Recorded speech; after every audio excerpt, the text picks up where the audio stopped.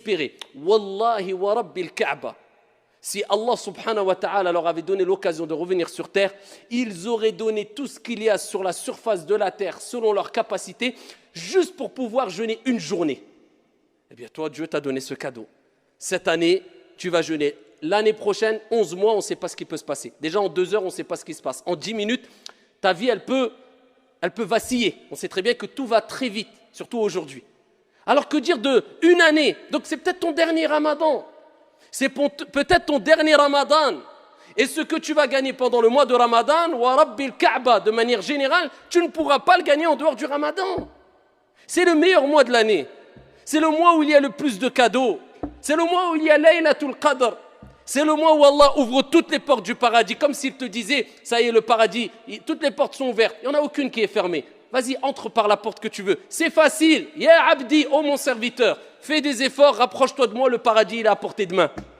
C'est le mois où Shayatin, les diables les plus néfastes sont enchaînés. Comme si Dieu te disait, je sais que tu es faible. Je sais que tu es attiré par le mal. Je sais que le diable a une influence sur toi. Eh bien, je vais enchaîner les diables les plus néfastes pour te faciliter l'entrée au paradis. Te faciliter le fait de te rapprocher de moi. Les actes d'adoration. Pour éduquer ton âme plus facilement afin que tu persistes dans les actes d'adoration. C'est peut-être ton dernier Ramadan. Dis-toi ça dans la tête. Et tu vas quitter ce monde, peut-être, avec le dernier Ramadan accompli de la meilleure des manières. Quel bagage, quel investissement. Ça, c'est le vrai investissement. Amma pour dunya, pour la vie d'ici-bas, investis ce que tu veux, ce n'est pas illicite. Mais ce n'est pas le réel investissement. Tout simplement parce que cela va rester et ne perdurera pas, mais en tout cas, quand tu quitteras ce monde, va rester derrière toi. Comme on dit, même si tu investis dans une maison, dans une voiture, ne serait-ce que la clé, ta maison, elle ne te suivra pas dans ta tombe. T'as quoi en fait? Tu es qu'un locataire, même si ça t'appartient, tu restes locataire, que tu le veuilles ou non.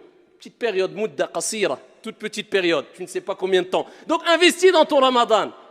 Allah t'a donné la santé, Allah t'a donné la foi, Allah Jalla wa ala t'a donné l'intelligence, Allah subhanahu wa ta'ala t'a choisi. Eh bien profite, sois reconnaissant vis-à-vis d'Allah.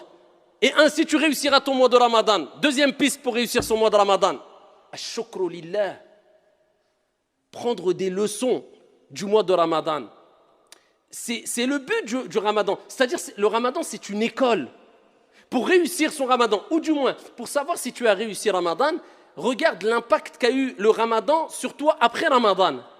Parce que Dieu, il nous éduque à travers les actes d'adoration.